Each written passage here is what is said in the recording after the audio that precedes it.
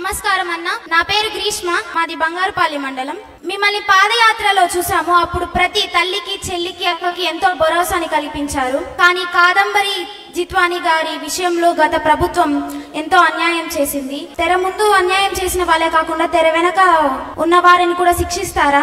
అలానే ప్రతి చెల్లికి భరోసా కల్పించేందుకు ఎటువంటి కార్యాలు చేపడుతున్నారు? అమ్మా, రెండో ప్రశ్న మొదటికి సమాధానం చెప్పాల్సిన అవసరం. ఈ రోజు విద్యాశాఖ మంత్రిగా నేను మీ ముందర నుంచుంటున్నా.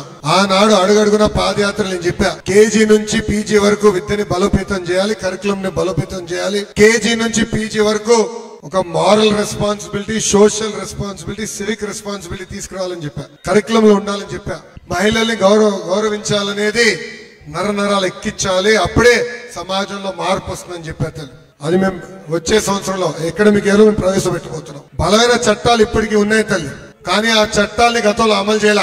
గత ప్రభుత్వం ఆ చట్టాలు కొంతమందికి చుట్టాలుగా మారినాయి తల్లి. దానివల్ల ఇలాంటి ఘటనలు జరిగినాయి. చూస్తే 3 IPS ఆఫీసర్లు ఇప్పటికీ సస్పెండ్ చేశాం.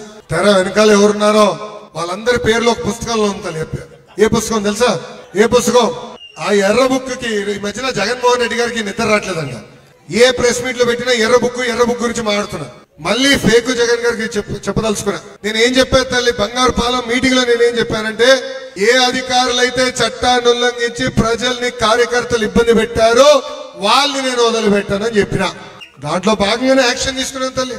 చట్టాలు ఉల్లంఘించి దొంగ కేసు పెట్టి ఒక అక్కని తీసుకొచ్చి ఇబ్బంది పెట్టారు, ఇల్లీగల్ గా నిర్బంధించారు. అందుకే యాక్షన్ మొదలైంది తల్లి. దాని ఇంకా ఎవరున్నారో మొత్తం బయట పెడతాం. వాళ్ళని వదిలిపెట్టే ప్రసక్తే మన ప్రభుత్వం. థ్యాంక్ యూ అమ్మా.